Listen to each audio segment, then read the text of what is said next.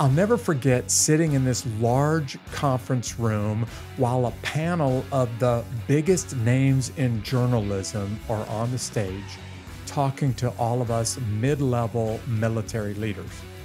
And I thought to myself, I don't think these journalists understand just how disappointed, just how disconnected the military is to their industry until you run across a guy like David Hookstead. You see, David has demonstrated that he can be trusted. David earns the right to hear stories that other journalists are never going to be able to hear because David has just been faithful and honest and trustworthy again and again. So during this interview of Unbeatable, you get a chance to hear how David gets access to the kind of warriors and the stories from those warriors that no other journalist gets a chance to hear. I can't wait for you to learn more about David Hookstead on this episode of Unbeatable. These stories of triumph over adversity will help you handle your toughest days in life and become unbeatable. David, thank you so much for being with me on this episode of Unbeatable. Hey, thank you so much for having me, Jeff. I've been looking forward to this all week. Happy to be here. We got connected on your show months ago, and now you're doing me a solid and returning the favor. I appreciate you coming on Unbeatable with me. Hey, like I said, it's a blast. I can't wait to get into this interview. We can dive into whatever you want, and let's get after it. I'm pumped. All right. Sounds good. Yeah. This is an old pro, by the way, for those of you who are listening to this episode right now. David Hookstead's been in media for a few years. Actually got your start in journalism while you're in college, right? Correct. So I was at the University of Wisconsin. I kind of didn't really know what I wanted to do my last year. A woman by the name of Jennifer Cabaney, who runs a place called The College Fix, which is a journalism site for college students, reached out. I don't remember how we got connected. I started writing for her, graduated college, went to the Daily Caller, where I stayed for 7 years. And then I joined Fox News' Outkick over the summer. So it's been a good run. What were you studying in college when you got connected with Jennifer? So I was a poli-sci major. I actually never studied journalism. So I had to learn about journalism on the fly after the fact a little bit. And I got to be honest with you, I was a terrible student. I was a very below average classroom student, but I was fascinated in politics, history. So I enjoyed specific things, but overall, school really wasn't for me. So luckily, I linked up with her, and it's been good ever since. That's where I got my start. So I owe her a huge thanks. Well, obviously, you survived college at the University of Wisconsin, by the way, which is a great school. And we should talk about Badgers football a little bit in a few minutes. What do you think? Oh, absolutely. Yeah. I asked the question about what did you study, because most people that end up in journalism, and especially in news media, they didn't start out that way. And they it happened to them instead of them going after it. So it wasn't a surprise to me to hear you say you weren't looking for this. It came and found you. Without a doubt. And you're right in your assessment. When I started the Daily Caller, I'd say half the people there probably didn't have journalism degrees. They were either poli-sci majors. Some of them had very random degrees. It's kind of a job you almost have to stumble into by accident. Yeah. And I know my old boss, Tucker Carlson, who's now on Fox News, he used to always say he was against hiring journalism majors, because they come with bad habits and they come with kind of preset conditions. Sure. And it's hard to mold them kind of to do what you want. Yeah. So that's kind of the reality of the situation. Well, describe the College Fix for a little bit, because I've never heard of it. I'm sure that there's some people that are saying, how do I stumble into this too? So what was the College Fix? So the College Fix is a website that is dedicated to kind of student stories. It leans to the right. It kind of focuses on insanity on college campuses, crazy stuff that's going on. So when I was in school, we had a lot of protests centered around, political issues up at the state capitol. There were race issues. So that's kind of what I was doing. There were issues of how is this money being spent? Is it being spent for stuff that benefits students? They still do it, still exist as far as I know. I think they're still crushing it. So if you're interested, just go search the College Fix. And it's really narrow and focused on issues that impact college students, which is kind of neat. and you'll enjoy it. It's a nicely run place. What years were you at the University of Wisconsin? So I graduated the summer of 2015. I started at UW because I went to Montana for a year. Uh-huh. I returned home to Wisconsin, and I started. I left Montana in the spring of 2011. I took a year at a tech school, and then I went to the Wisconsin. So it would have been the start of 2012, I Yeah. think 2012 or 2011. Okay. I asked that because at that point, the US economy is still struggling. There's a lot of people that are still hurting. So it makes sense that there'd be some frustration that spills over onto college campuses all over the nation, right? Yeah, and if you remember, and I don't know how many for the viewers, at that time Wisconsin had just elected Scott Walker governor, Yeah. and he was very Uh-huh. popular with some people, not popular with other, and he passed a collective bargaining agreement act that kicked off massive protests. Yeah. And there was still the tail end of that was still happening when I was in school. So it was a very politically charged environment for sure.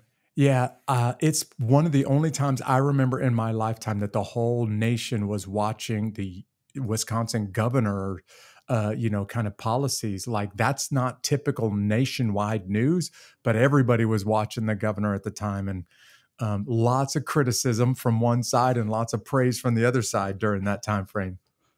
Right, and they flooded the state with protesters. The Senate or the legislative Dems, they fled to Illinois so they couldn't be forced to vote. Hmm. Wisconsin has some kind of law, and I don't remember the particulars, but if you're in the state, they can force you to show up and vote. If you're out of the state, they can hold kind What? of the They can government come still. knock on your door and tell you Yeah, you they better can. get out and vote? If you're an elected official, so Yeah. they can actually bring you in as an elected official, force the threshold count for a vote, Uh-huh. and they will use the state police to do it. So it's a real thing. So they left the state to stop that from happening, I which is all love part of the that. chaos. I love that policy. No more, just not showing up on this really controversial legislation, right? We're coming with Right. the police to your door. We're going to get you and we're going to take you to the House or the Senate and make you vote whether you want to or not. I love that, Exactly. that policy. All right, let's Yeah, talk. it's wild. Tell everybody about the Daily Caller. What is it? You spent about 7 years there, so I mean, you worked your way through the ranks there. Tell everybody about the Daily Caller. Yeah, so the Daily Caller was my home for a long, long, long time, about a quarter of my life, roughly. I'm 30. I left not too You're long after so turning 30. young, and I know I you're am. so young, and you look it, man. Thank you. I appreciate that. It's a political website that mostly, again, leans to the right. It's very, in my opinion, it's very fair. They do a lot of good investigative reporting, and then it has a sports entertainment culture that kind of is the underbelly that gives rise to the other stuff they want to do, if that makes sense.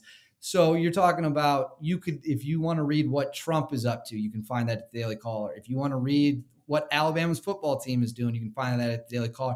So it's one of the very few news outlets that literally covers everything. Obviously, Wow. ABC, Fox, they Yeah. do, but in terms of online, so I'm very proud of the work we did there. My girlfriend, I met her there. She recently left too, but she crushed it as the White House correspondent. And I got Wow. to tell you, the one thing that was nice about the Caller that the readers obviously don't know is behind the scenes, we were all very close. Certainly a group of us. So it felt like home. I mean, I loved some of the people I've gotten to work with. It's a great place. You did a lot of sports while you were there, right? Yeah, so that was my main thing. I did mostly sports, little movie reviews, TV All right. reviews, military, and I would write like pro-America stories. Like Yeah. even though that wasn't necessarily my beat, like if there was Uh-huh. a video of like a group of terrorists having bombs dropped on their heads, like I would write that up. Or if there was a video of like, someone tries to rob a woman and she turns the tables on the bad guy. Yeah. I love that stuff. Of course. Mostly sports, but a lot of the fun stuff sprinkled in. Yeah. This is where people got a chance to learn just how fanatical you are about Wisconsin football. Obviously, for people that are driving, they can't see the helmet in the in the room behind you. But yeah, this guy loves him some football, and obviously loves Wisconsin football. How far back does this go for you? When did that start for you? I grew up in Wisconsin, and it's funny you bring this up because I wanted to say this you posted a video the other day and you said, "Is what you're living for worth dying for?" Yeah. And I thought that, I'd never been asked that before. I never thought about that. And so even broader than Wisconsin football, which I do love, I get paid to cover football for a living Yeah. and other stuff. And I thought to myself, is this something I would die for? Like, do I love this so much I would? And the answer is, it took me about 2 seconds. I said, yeah, I love it that much. Not because of the score on the field, yeah, but it's because I've made memories with my father. yeah. We talk all the time with my friends. It's something that's so sewn into my DNA and the DNA of other people, and I love that video you posted. And I just thought, yeah, this to me, the experience, the memories, the love, the passion that's shared. So yes, I do love Wisconsin football. I love football in general. I love sports in general. I used to, before COVID, I went to at least one game every year. Things have changed slightly since then. Yeah. I can't get enough of the Badgers. Well, for people that live outside of the United States that are listening to this episode, it's hard to explain the culture around football. And I don't mean how much of America watches football. It was universally accepted that baseball was America's favorite sport, our favorite pastime for about a century. But now the argument can be made it's football. But when you try to describe the game of football to somebody who's outside the US and never watched a game, it gets really hard basically to describe the game. So imagine that there's somebody in Africa or Asia that's watching this broadcast today, David, and they don't understand the game football, college or at the national football level. Describe it for them in 1 or 2 sentences, will you? Oh, 1 or 2 sentences. I did that on purpose, by the way, to make it really hard for you to give them the shorter the answer, the harder it is to answer that question. I would say football is a sport of sheer brutality that is 100% dependent on teamwork. Yeah. Totally agree. I think, yeah.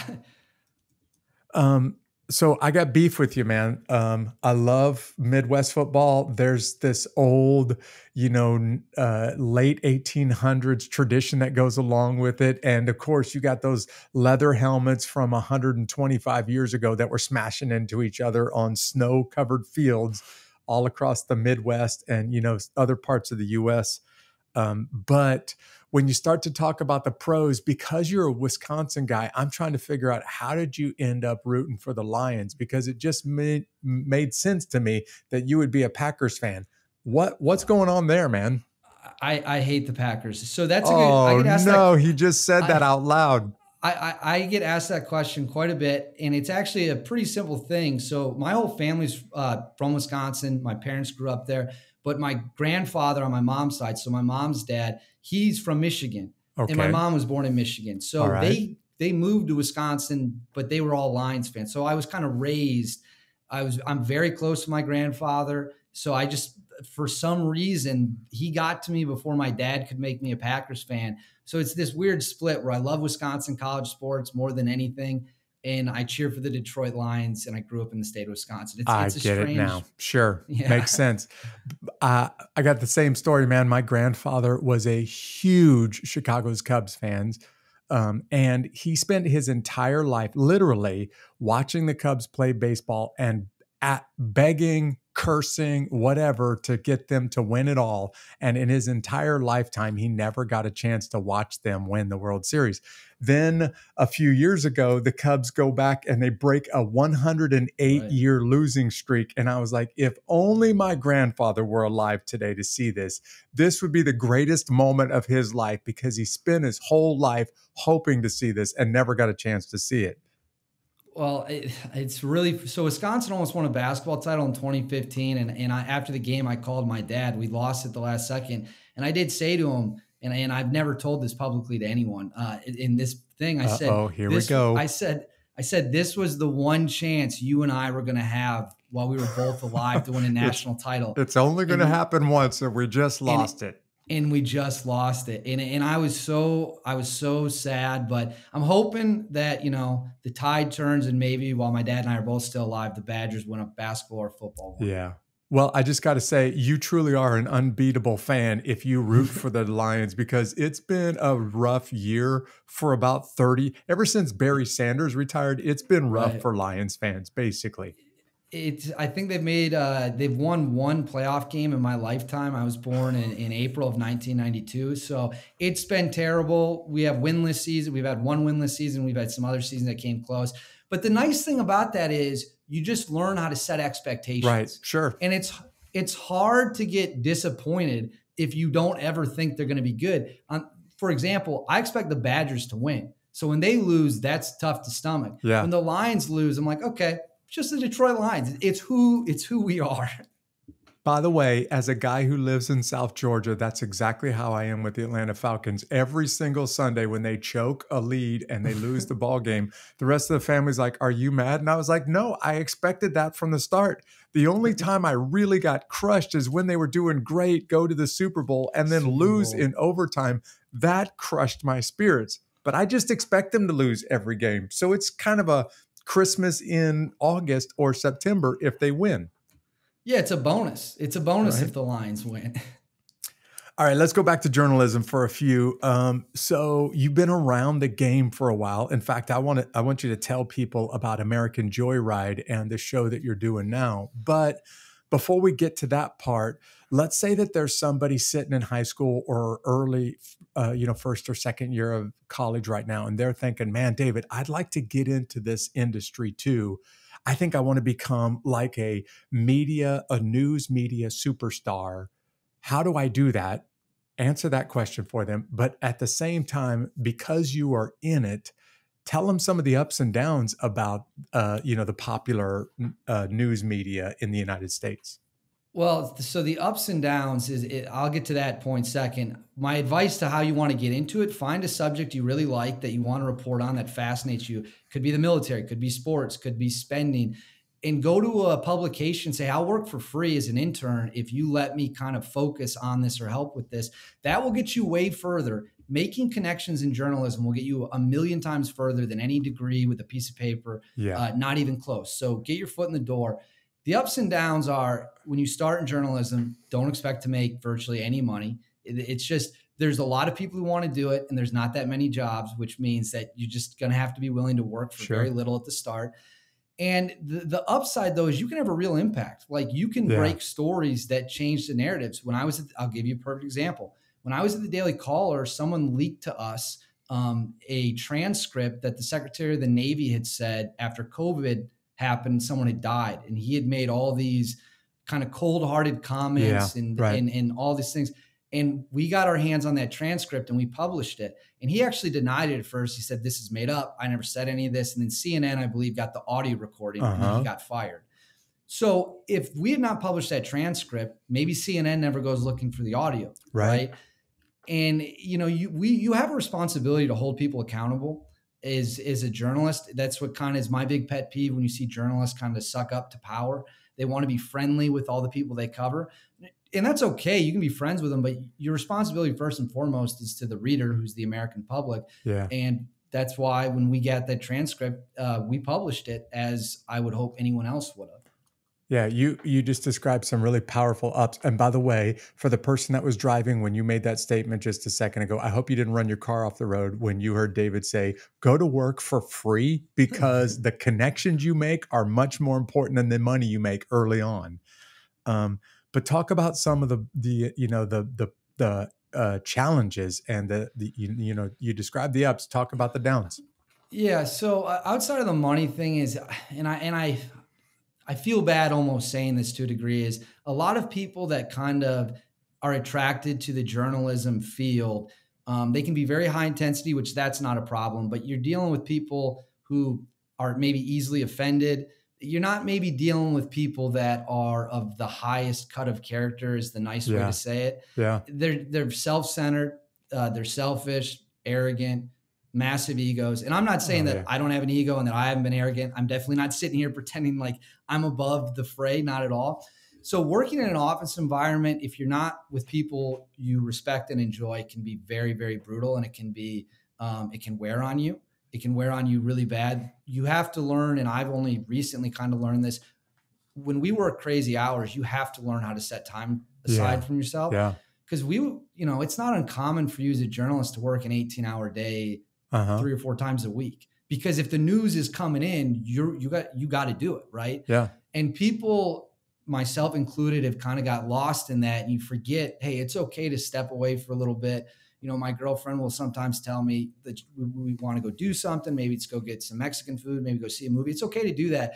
It's like, but the pressure from the top at times is like, at all times, be doing this, and you kind of lose your personal life to a degree. And that has some serious downsides mentally, physically, emotionally, and just with relationships with people. Yeah. Anybody who's devoting that much of their life to current events, because current events always happen, it never stops. You can easily get caught up in that machine, and that machine can kind of draw you in, and you can lose yourself in that really quick. Especially in the 24-hour news cycle that the world is now in, not just the US, but everywhere in the world, 24-hour news cycle, and trying to beat the competitors to the story. Man, that gets hard to step away, right?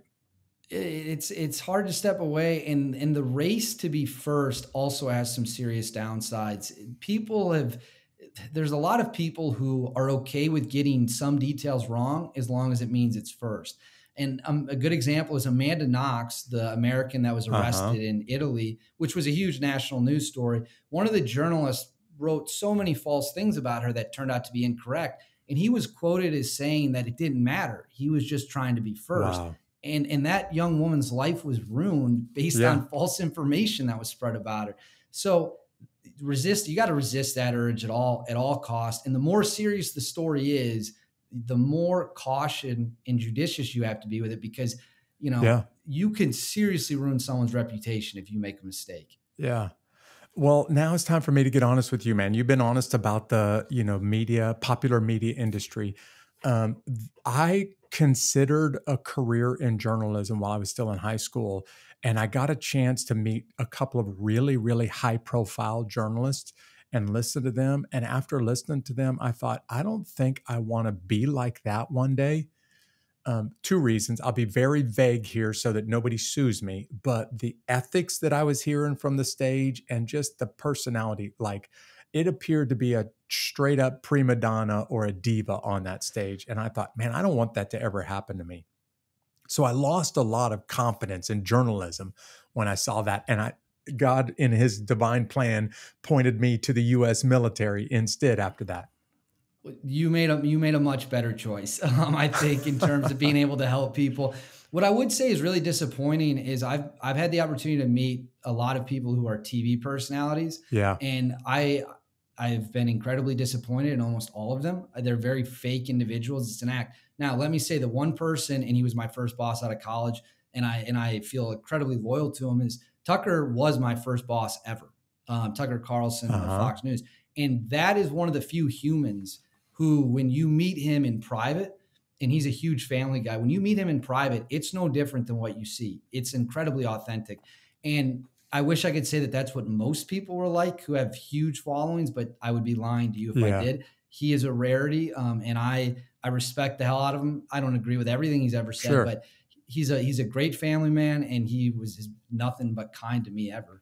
Yeah. Well, there you go. For everybody who's listening, if you're wondering about fake news, and I'm talking about the newscasters, how fake are they? You're hearing it straight from a guy who's been in the industry for a long time, but he's also telling you there is a player out there who is very much the same guy in private that you see on TV. Tucker Carlson is a guy that is very much the same behind the cameras as he is in front of the cameras, which is rare, right? Oh, it's unfortunately very, and there's other good ones too. I'm not saying they're all bad. I mean, there are certainly some good ones, but you'd be surprised how money, attention, and fame, it changes people. It's almost like a drug. You get a little taste of it, and either you start to think that you're above everyone, or you just have to chase it now, and you start to lose yourself in that chase.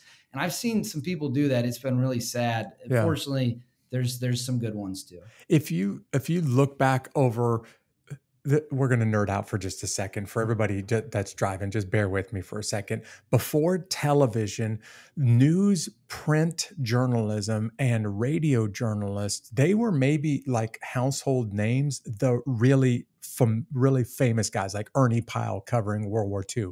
Right. But you didn't have the superstar celebrity kind of journalism that you see today until television came along. And then all of a sudden, television created an anomaly.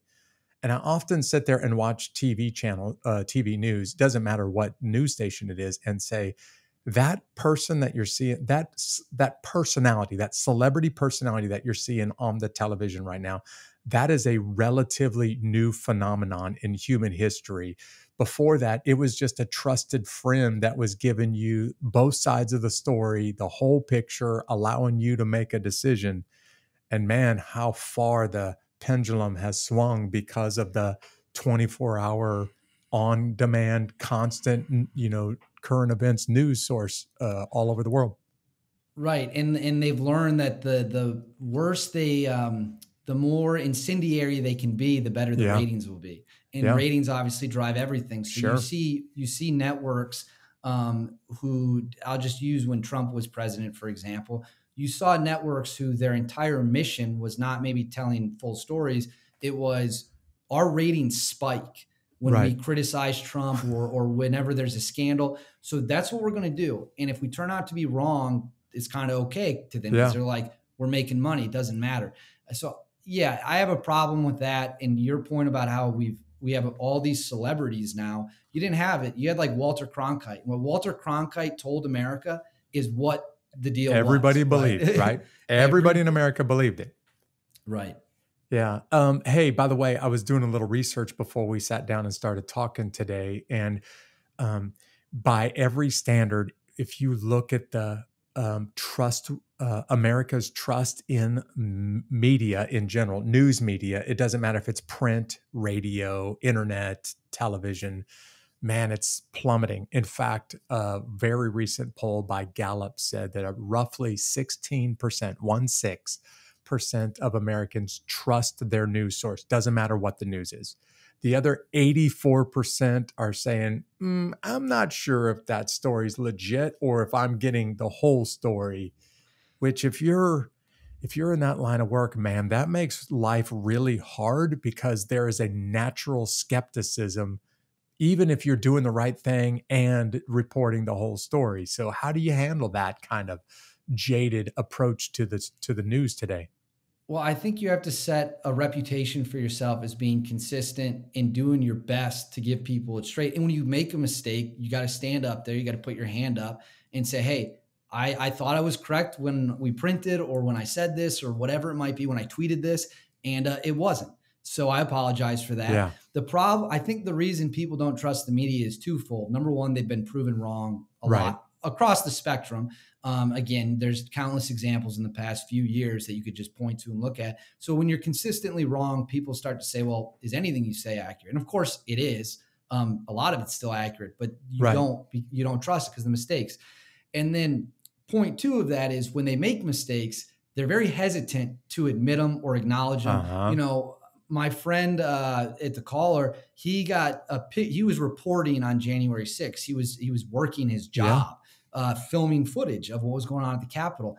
And the New York Times published a photo of him and they labeled him as a rioter. And I don't know if to this day they've issued a correction. Not true. He was there. I mean, literally there with other reporters. Yeah. But if they did issue a correction, it'd be on page 32. Right. It's not going to be on it's not going to be on the front page like the photo of him, there. So that's the stuff. I take great respect, and I have great respect for people who will stand up in front of a room and say, hey, here's what I did wrong, intentional or not, and here's what we're going to do to not do it again. I have virtually zero tolerance for people who screw something up and say, I'm either going to ignore it or I'll find an excuse. Yeah. And I'll add a third to this. The world has been so exposed by social media and other media lies, fabrications, that there's just a distrust for everything. Like anything that's in the public arena, there's a most people approach it with a degree of skepticism anyway, just because there's been so many lies and so much fake news. And I'm using news now as a generic term for every post on social media and every kind of, broadcast. And people are like, I don't even know if what they're saying is true. I remember watching January 6th and thinking, this can't be like, is this a dramatization? This can't really be happening. And it took me a while before I was like, wait, I think this is really happening. Like, I never in my lifetime thought I'd see that. But I started watching it with like, this is Orson Welles' War of the World right here. This is a dramatization. It can't be real. Right. I mean, you said it pretty well. When you're wrong constantly, there's going to be a healthy level of skepticism. And that's not a bad thing. There's nothing wrong with being skeptical of the news and news outlets. This is America. You should be skeptical. Be skeptical of what the government tells you, right? Ask questions. That's your right as an American. Now, to specifically on January 6th, so we had a bunch of reporters that were there because our offices are in DC. So they just hopped on, they ran to the Capitol to try to get as much film footage as they were. And I have talked to some of them after the fact, and they were I was on my couch watching it on CNN and Fox. They had not seen anything like it. And I don't think I think when they went, they just thought maybe kind of what you were saying, like, this is just going to be over quickly. Yeah, right. We'll go home. And obviously it was not quite how it shook out. Well, by the way, I just want to say thanks, man, for being so honest about the industry that you're in. Not everybody is willing to be that honest about it. But David, I'll tell you about this incident that happened to me my last year in the Army. And it was kind of surprising how this whole thing went down. So I'm in the Command and General Staff College, basically mid-level leaders from across all branches of the U.S. military and foreign service officers, most of us majors, some lieutenant colonels. And we're in this course that lasts for a year. And a couple of very prominent, like some of the biggest names in news all showed up. And there was a general assembly where we all sat in a large auditorium and listened to this panel talk about the news. And one of one of the most famous people on the stage, if I mention the name, everybody recognizes it, was pleading with the military to be more forthcoming with stories. And it occurred to me, like, I don't know that this guy on stage understands the disconnect right now between the U.S. military and the media, because it's been distorted and misrepresented so much that there's not a person in this room that's going to willingly give an interview, happily or graciously do a story for the guys and gals that are on the platform right now begging for interviews.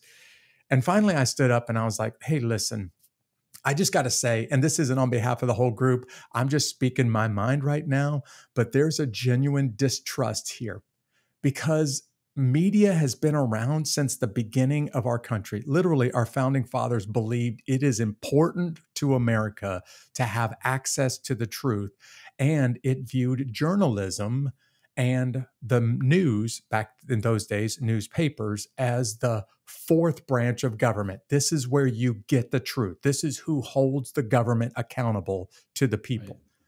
Right. But I stood up before that panel and basically said, something's changed in the media, in popular news, and you have kind of made the switch. Instead of informing America and explaining what happened, it's been pretty obvious that you're trying to influence the way America thinks. And as long as you keep trying to influence the way we think, you're not going to get volunteers from anybody in this group to stand up and do an interview with you. And it shocked, I'll just say this, man, it shocked the panel on stage. Like, they all just sit there with their mouth open when I said that. And I'm like, surely I'm not the first person to ever say this to you. But it sounded like, by their response, they'd never heard that before. Well, I will tell you something quickly here that plays right off what you just said. I interviewed 3 guys probably 4 months back from a Tier 1 unit, the Army Special Mission Unit. And they told me a story on the record in the interview about how they had killed some guys disguised as Afghan police officers who were on their way to go do some bad things. And I think they said they pulled up on the vehicle. They tried to get the guys to surrender. They drew weapons. Game over, right? Right. The media, some reporter got wind of what had happened. And the initial report to the public was that a United States military team had just burned down like 6 innocent police officers. And they talk about how they essentially were going to get thrown under the bus for the initial reaction. Right. It's like, no, we got the right guys. We were vindicated in the end. We knew we had the right guys. But once you start the lie, now some people won't believe you anyways. Yeah. Virtually 100% of the news coverage of Black Hawk Down was negative, and it was all catastrophic until Mark Bowden wrote this series of articles for the Philadelphia Inquirer, which became the book and the movie Black Hawk Down. None of us that were there talked to the media willingly or even wanted the media to hear the story, because I'm talking about the world's biggest news organizations. They were on the ground in the city when this fight goes down, and they're broadcasting their opinion of what just happened. And 100% of it was negative, and it was wrong. And it took, 5 or 9 years for the story to come out, and actually for the story to get, not 9 years, it took about 5 years for the story to come out. And when the story came out, it was a very, very different picture. At that point, the only interview I had ever done in my life was directed. I was ordered by my commander to sit in a room and to give an interview to Mark Bowden. I didn't want to be in the room. I didn't want to do the interview. I didn't have a choice. And there was also an intelligence officer that was in the room that was clearing everything that I said. And I tried to evade every question that I could, like a good special operator, but the intelligence officer wouldn't let me off the hook. And that's how I ended up in the book and the movie Black Hawk Down, because I was forced to go sit in this interview that I didn't want to be in, because I had this genuine distrust for the media, not just Somalia, Panama, Desert Storm, all of those, but Somalia for me was like the icing on the cake. I do want to say real quickly, the media coverage of Iraq and Afghanistan, especially the embedded journalists, man, they really started to restore a little bit of trust in the media, because they did a great job and they reported really well, and they honored the whole story, not just the American side, but the whole story. I really want to compliment those embedded journalists. Being a war reporter is about, in my mind, some people say a White House reporter is as good as it gets. I think being a war reporter, if you get over and you get embedded with a unit, to me is the Super Bowl. I don't think it's something that I'll ever do, because it's not, really my beat. But if they're like, hey, we're sending some guys to Syria, and we would love it if you came and reported on, the Rangers or the Special Mission Unit or whatever, I would pack my bag so fast to be out the door. Okay. It wouldn't even be funny. I'm making a note to call some buddies and tell them, if you ever need an embedded reporter, give David a call, because he said he would pack his bags and be out the door if you gave him a call. I would love it. Hey, you mentioned her a couple of times already in this interview, but tell us a little bit about Shelby. Yeah, so Shelby and I met at the Daily Caller back, like 2019. I got to remember when we met. And she's great. She is a same field journalist. We go well, very well together. I really like her family. Her mom's great. Her brother's hilarious. And so it's been, this is the longest I've ever been in a relationship, by probably like a 2-year plus, right? And so you do learn, nothing is, you learn about other people. You kind of learn what makes them tick, what they like, things like that. There's always an adjustment period. And you also learn, no matter how long you know someone, that's a progression that never stops, which maybe admittedly I struggled with at first. I probably could have done better with that. All right. Well, I'm going to give you a chance to tell everybody how awesome she is, just so you can earn some brownie points when Shelby listens to this interview. So tell everybody how amazing she is. She's amazing. She's the best. She's the greatest. I think she's probably in the other room and can hear this. So okay, that's kind of funny, but no, my girlfriend's the best. I appreciate her every single day.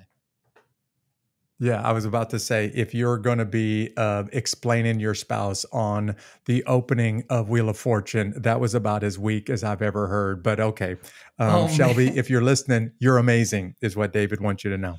Yes, that's exactly. Shelby, you're amazing. That's exactly what I want to say. Okay, let's talk about American Joyride. You've been you're several episodes in right now. Why did you start this thing? What was the goal? Tell people why they should tune into your podcast, and also describe Outkick and the or who's hosting the platform for you. So American Joyride, you were the first guest that we ever released an interview with. So you have a kind of special place right there in Outkick history. It was started for twofold. Number one, I am a fanatic for military history. And I kind of, people, when you say military history, they think World War II, Vietnam. Yeah. But there's people alive right now that are in college that weren't alive when 9/11 happened. There's a lot of them. You're now old enough to legally drink beer. You were born after 9/11, which is crazy to think about. Yeah. So I wanted to start the series because I wanted to chronicle these stories that a lot of people have never heard before. They might not understand it. And point two was I feel like people have started to get down and out on America. And the best way to remind people that, hey, we got a lot of good people in this country. We are a good country, is to get people on camera who have been in the lowest of lows and have them explain to the audience, one, how good you have it here, and two, what American exceptionalism is. I've interviewed you, Brad Thomas, who obviously was in Somalia with you. Yeah. There's a laundry list of guys, and when you hear these guys speak, and they talk about their teammates and everything they did, and they always had families back home and things of that nature, and they just talk about they just wanted to survive, not just for them, but the guy next to them. And they wanted to avenge everyone after 9/11. If that doesn't inspire you as an American, I don't know what will. So I'm trying to give people something to be proud of again and patriotic about. Yeah. And by the way, your interviews are awesome. I just listened to your interview with Brad Thomas. I did an interview not long ago that's going to come out in a week or two. And you just nailed it, man. You drew out of Brad some incredible stories and just let the nation know what an incredible warrior that guy is. But not just Brad, other people that have been on your show. Yeah, and I whenever I go into one of the interviews, I want them to share something new, and I want the person who's listening to it to feel kind of educated. And there's this particular unit, the Army Special Mission Unit, that I've got a real affinity with. So I love interviewing those guys. And what I would say about them that I think is so unbelievably unique, Brad's a good example. If you saw him in a grocery store, you would be like, oh, there's just some random just a dude. Just a dude. And it's like, but that these guys, which I think is kind of the point, they blend in so well. Right. If they flip that switch, there's nobody better on the planet at what they do. Yeah. And I also want to tell people, one of my favorite things to do when I'm wrapping up a speaking gig and doing some Q&A, I long for people to ask the question about today's military, because like you, David, I love to tell everybody, man, the guys and gals that are currently serving today, they are exceptional. The guys and gals that I served with many years ago, they were exceptional, but the people that are in the military today are every bit as exceptional. And I'm glad American Joyride is telling America just how exceptional these guys and gals are. They're really incredible people. Oh, without a doubt. And I'm proud of every interview I've done. I'm proud to have gotten to know some of these people. I've stayed in touch with a bunch of them. And they're very helpful when I need information. They're very generous with their time. So, and look, if you're watching this and you're an American, you should be very thankful that guys like that exist. Guys like you exist. Guys like the guys you served with exist, because someone's got to answer that call. Yeah. And you need people like that to do it.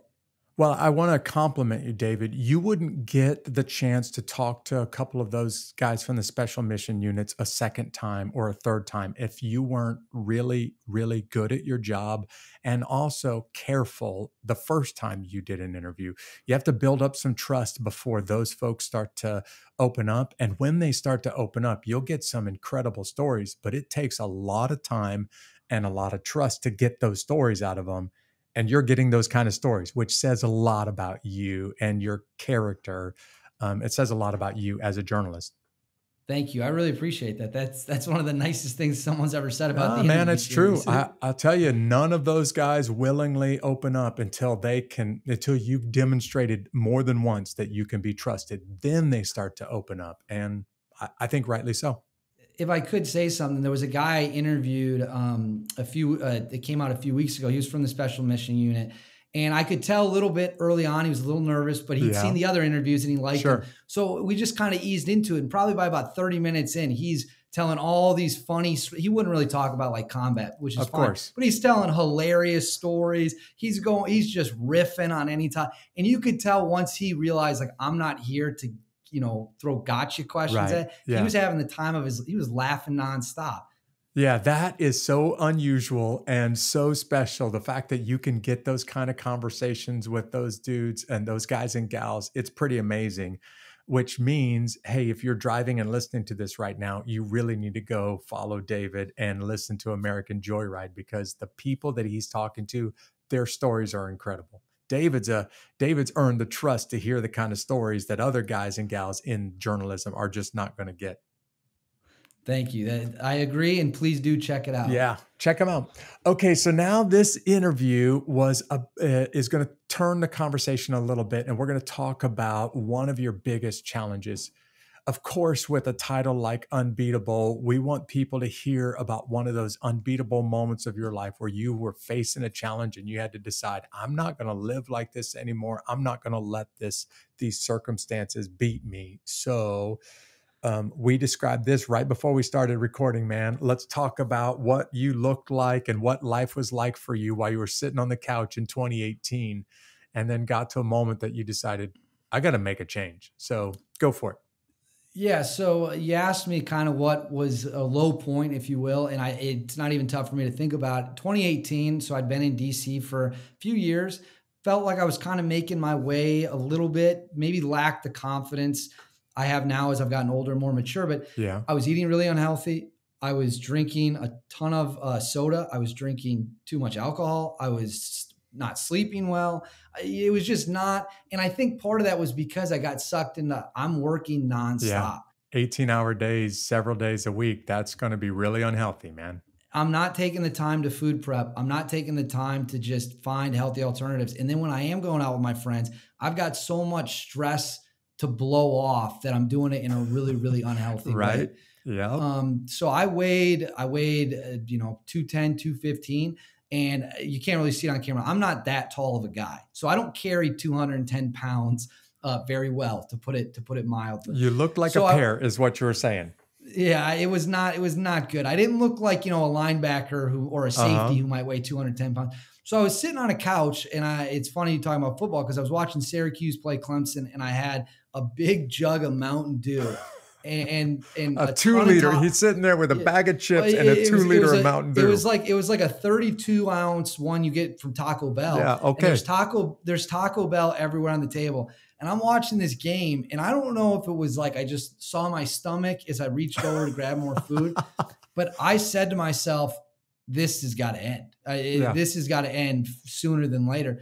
And that was the last day I ever took a drop of soda. I ended up, and I started eating much healthier, chicken, lean beef. I cut back on my alcohol consumption. I still do drink beer, just not as much at the level. Right. I don't go out nearly as much as I did. And I lost 70 pounds, and then I started working out, and I put on a little bit of healthier weight. So I look fuller, I look thing, but you don't realize, in my opinion, you don't realize how bad of a situation you might be in until maybe a year afterwards. Like, I look back at 2018, that whole time period when I decided to kind of get healthier, work was not going as well as it had been previously. And I certainly played a role. My attitude wasn't probably what it needed to be. We had lost some people from the company that were friends. So the dynamics changed. Still a great place to work, just dynamics had changed. And, I look back now at 2018, and it's just like, that could even have gone worse.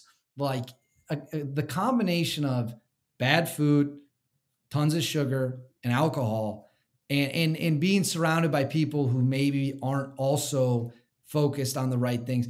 It doesn't take much to get way off the tracks at that point. Fortunately, I turned it around, knock on wood. But yeah, I mean, I'm happy to answer any questions you got about it. It's just, for me, I didn't know maybe how bad of a situation you treat your body poorly like that, it's going to respond. And, when you don't behave maybe in a manner because you're going out too much, or when you do go out, you're just so I was so stressed all Yeah. the time, like around the clock, from work, from personal life. And then when you add substance like alcohol to the mix or anything else, you just do things you probably shouldn't do. You say things maybe you regret saying. You behave in a way that, is unacceptable. And I'm not saying anything bad. I'm just Right. saying, I look back and I'm like, I could have been more mature. Yeah. And I was 26 years.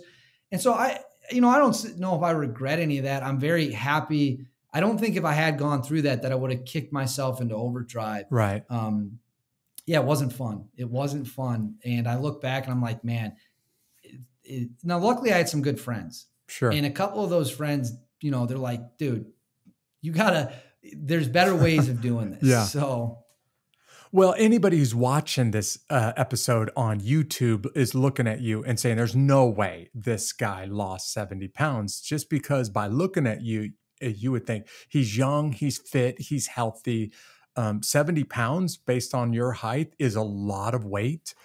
And what you just described is right now where many, many people live. They're under high stress and work is not going well. And maybe there's some problems at home. And maybe you're not intentionally trying to ruin your health, but you turn to fast food too often. Or here's the truth, you're eating your feelings and trying to make your bad feelings and the stress go away by a little bit too much food or the wrong kinds of food. And then pretty soon they put on 70 pounds that really they should have never put on. But David, as you're talking, I'm thinking, anybody who's in your shoes would love to lose 70 pounds, but very few people are actually able to pull it off. And let's be honest, this is 2018. Now we're in 2022 and you've kept it off. And there's a lot of people that are thinking, wait a second, how did he do that? Because I've tried and I tried and I tried and I lose a few pounds and then I put on a few more and I lose a few pounds and I put on a few more. It takes some hard work, some discipline, and a lot of ups and downs to actually lose that weight and keep it off. So what did you do and how did you do it? So I would say for me on the food side, I just started making a ton of food for the week at one time. So there's not even the opportunity to go out and eat poorly because I've got chicken breast and I've got broccoli and it's ready to go. And see, people want to eat fast food, myself included, because it was convenient. Yeah, just because it's fast. That's the only reason why you're eating it. But then I started packing chicken breast and broccoli and healthy stuff, bring it to the office. That's just as fast if you're willing to put in the hour or whatever. And the other thing for me is cutting out soda was the biggest lifesaver, probably even more important because I was just drinking so much Mountain Dew. Yeah, you're just drinking sugar water. You're literally just drinking sugar, carbohydrates. It's awful for you. So I switched to just black coffee with nothing in it. Nothing at all. And so you still get caffeine and I drink a cup a day. But for me, I don't know if my dad would want me to maybe say this publicly, but my dad once told me, he won't care. My dad once told me when I was getting really overweight, he pulled me aside and he's like, you should not be this unhealthy. Like you're way to go, Dad. You're kind of trending in a direction that is going to be bad if you don't start making healthier decisions. And so hearing that from someone you obviously respect and raised you in love, that kind of was a kick in the butt. Yeah. And then once I started seeing a little progress, now I'm like, okay, I can do this. And I don't want to go back to where I was. Like I'm not going back there. We've left that there and you don't miss it. That was the thing. I don't miss soda. I don't miss the way I used to eat. I still will occasionally eat pizza, but I also really like, chicken and lean beef and venison. And so I'm not an expert. I don't know what would work for other people, but for me, it's just was constantly reminding myself, hey, you don't want to be where you were a year ago. You don't want to be where you were 6 months ago. And once you kind of see it in the mirror, for me, it's just like, I'm never going back to that. And then you feel a little more confident. You feel healthier. You feel like you have more energy. And that once you get that, you don't ever want to give it up. Yeah, I'm glad you're saying this because these are the kind of interviews that they did on Oprah and Dr. Phil after somebody's lost a ton of weight and they're sitting there in tears saying, I can't imagine how bad my life was beforehand. And now that I've got healthy and active and got my weight under control, I have a totally different life. And they don't want that for anybody. But I'm also thinking there are people that are thinking, okay, David, you're a celebrity. You got access to the greatest fitness coaches and nutritionists and stuff like that. And what you're hearing in this interview is no, it's just hard work and discipline and not deliberately choosing not to fall back into that lifestyle. And allow me to talk about my girlfriend again real quick. Shelby was the one that really, Shelby's the one that really stuck a boot up my butt to start working out. So when we started dating, I had already kind of lost the weight, but now it was at a point where I wasn't obese anymore. I wasn't really overweight, but I still wasn't as healthy as I could have been. Like I wasn't putting on muscle. And she was like, here, it's not that hard. You can do some simple, you start with some simple exercise. Let me show you how to work out. Right. She's a former pro athlete. She played pro tennis for 5 years, I think. So she was instrumental, and we got a home workout machine, if you will, and it's been great. So, you know, if I'll credit her for her biggest role in that part of my journey, it was getting me on weights, getting me working out, because then it did definitely feel like, okay, I lost the weight. Now let's take another step forward. I probably don't do that if we're not dating. Yeah, for everybody who's listening right now, what you're hearing is David's unbeatable story is he's saying, I'm not going to give back in to the sugary soft drinks and the fast food from Taco Bell. I don't want to live like that anymore. And so stays disciplined even years later so that he doesn't fall back into the same routine. And that's what everybody, no matter what your struggle in life is, you have to consciously decide, I'm not going to let this beat me. I'm going to do what it takes so that I don't fall back into those old habits or so I don't give into these circumstances. And David, I would have never known that you lost 70. There's nothing about you that looks like you lost probably half of your body weight over again in that 1 year. It's impressive. I have a photo that I always look back on. It's kind of like a little reminder. And it's like kind of me when I was at like the peak of my weight.